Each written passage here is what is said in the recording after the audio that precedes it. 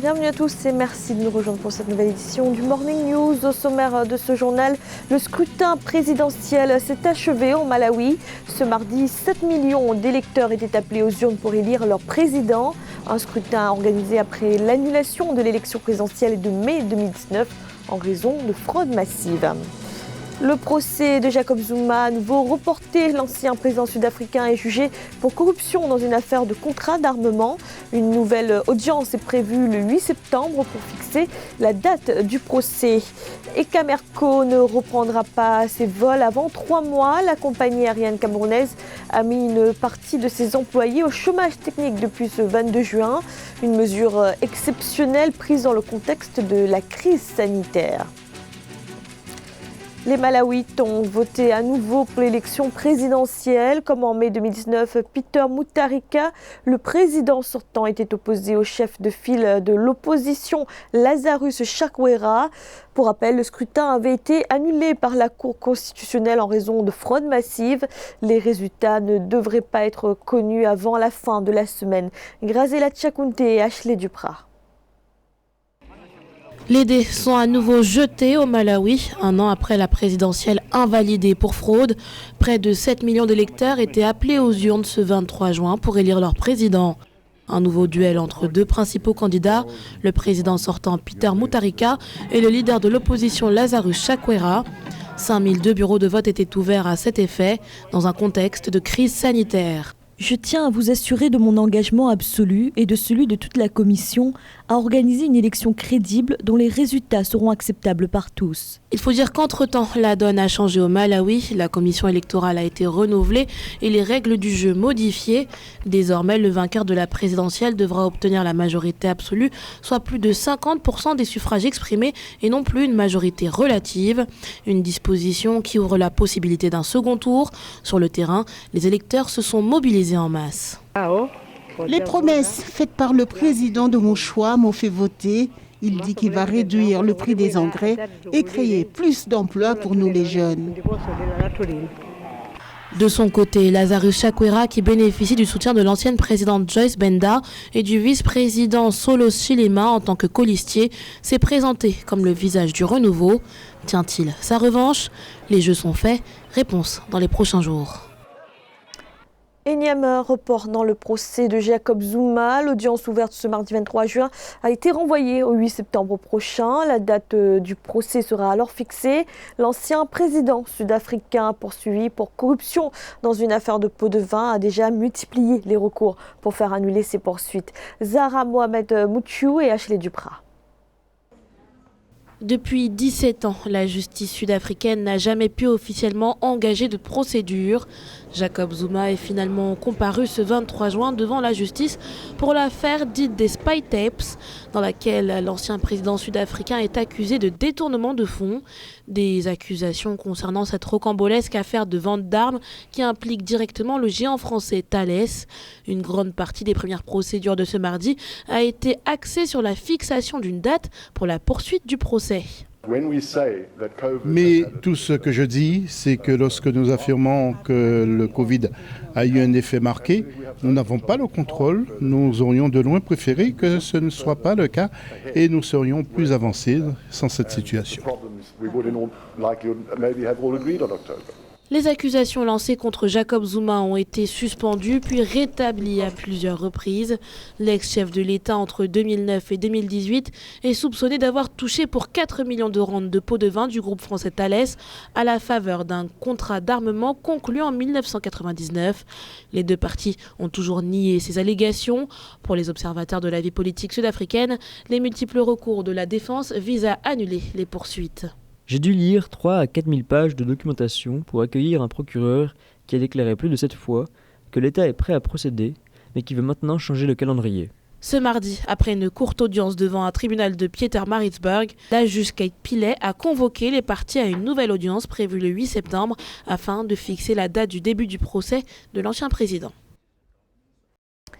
Dans l'actualité également, le continent gagné par le débat sur les symboles liés à la colonisation après le décès de George Floyd, afro-américain tué par des policiers.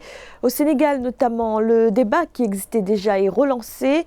Les plaques apposées au coin des rues sont au cœur de la polémique avec des noms comme Faidherbe, Jaurès, Carnot qui rappellent le passé colonial du pays. Les autorités de certaines communes optent pour une réflexion sur ces noms et la possibilité de les changer.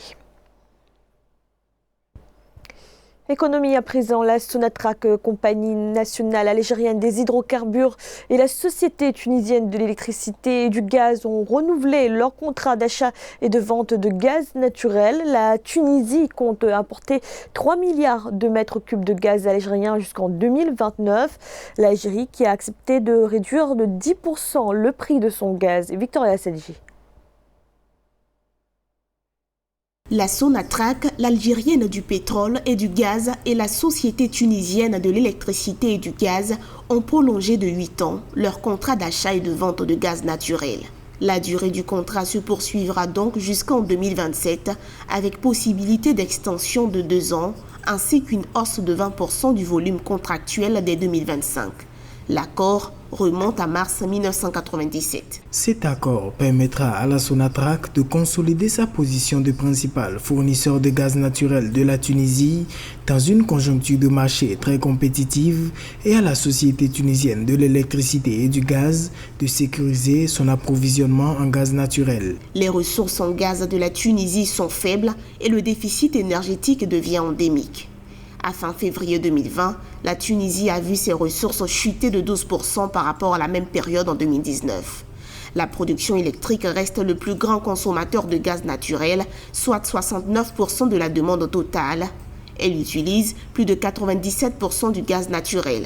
Pour combler le besoin, la Tunisie compte importer par an entre 2,5 et 3 milliards de mètres cubes de gaz naturel algérien jusqu'en 2029. Pour la Tunisie, ça représente un ballon d'oxygène extrêmement important. Les échanges directement intéressants pour l'Afrique sont ceux qui permettent à cet investissement de se faire fructifier avec moins de coûts de transport, avec moins de pollution, avec moins de déperdition entre les pays. De son côté, l'Algérie possède d'énormes ressources gazières. Le pays est le premier producteur africain de gaz et le 9e au niveau mondial. L'Algérie dispose de gisements renfermant près de 2368 milliards de mètres cubes et de 260 millions de tonnes de condensat. Un point qu'avait révélé avec beaucoup de fierté en avril dernier le ministère de l'Énergie. La pandémie de coronavirus et les avions de la Camerco cloués au sol pendant au moins les 3 prochains mois. La compagnie aérienne camerounaise n'envisage pas de reprendre ses vols dans l'immédiat. 2/3 de son personnel a d'ailleurs été mis au chômage technique. Philomentine. Compte tenu de la situation sanitaire liée au coronavirus, la reprise totale de l'exploitation par la Cameroon Airlines Corporation, Camerco, n'est pas envisagée avant 3 mois d'après la direction générale. La compagnie nationale aérienne a mis en place un plan d'austérité applicable sur les 3 prochains mois.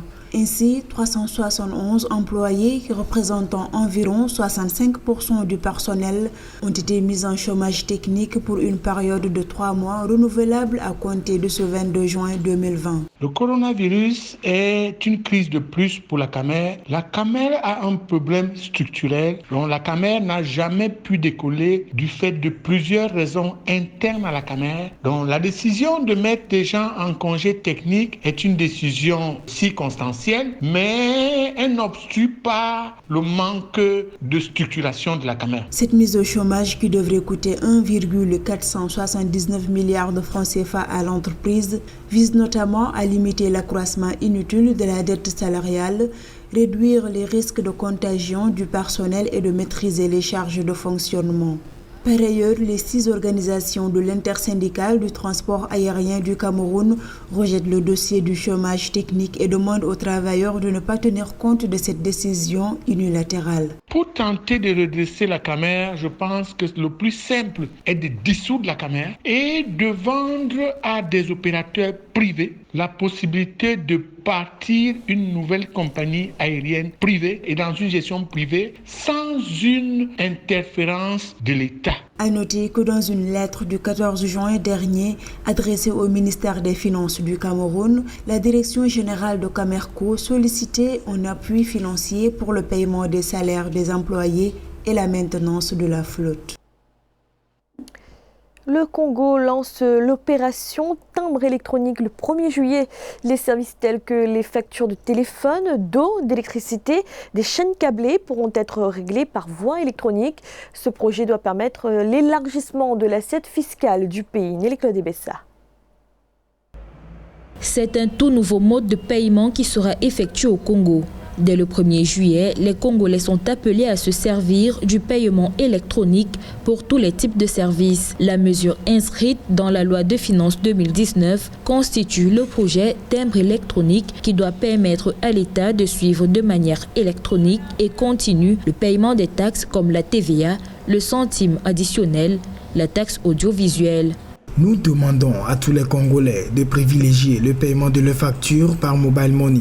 Ainsi, ils ne seront plus obligés de se déplacer vers des agences. Ces derniers recevront après chaque paiement un message certifié émis par l'Agence de régulation des postes et des communications électroniques ARPCE qui confirmera pour l'État que vous avez bel et bien payé votre facture. Pour les experts, ce processus de certification électronique permettra de manière globale au ministère des Finances d'élargir non seulement l'assiette fiscale, mais aussi de s'assurer que les paiements de factures sont datés et certifiés. Il contribuera à l'amélioration du climat des affaires, facilitera l'inclusion financière, établira en même temps des activités des opérateurs économiques, quelle que soit leur zone de localisation. Ce nouveau mode de paiement va aider le Congo, va sécuriser ses recettes et bien sûr augmenter l'assiette fiscale. Soulignons que le mode de paiement électronique apparaît également comme une aubaine au moment où le pays fait face à la crise sanitaire de coronavirus. Pour les observateurs, ce mode de paiement participe au respect des mesures barrières, notamment la distanciation sociale, tant scandée par les autorités sanitaires dans le cadre de la limitation de la propagation de la maladie. Et puis en Algérie, le comité scientifique préconise de réduire le temps d'hospitalisation des personnes contaminées par le coronavirus et de traiter les cas bénins à domicile. Une préconisation dans un contexte où le nombre de cas est toujours en hausse. Dans les hôpitaux algériens, le taux d'occupation est actuellement de 60 à 75%. C'était le journal de la rédaction. Merci de l'avoir suivi. Retrouvez dans un instant une nouvelle édition de l'information.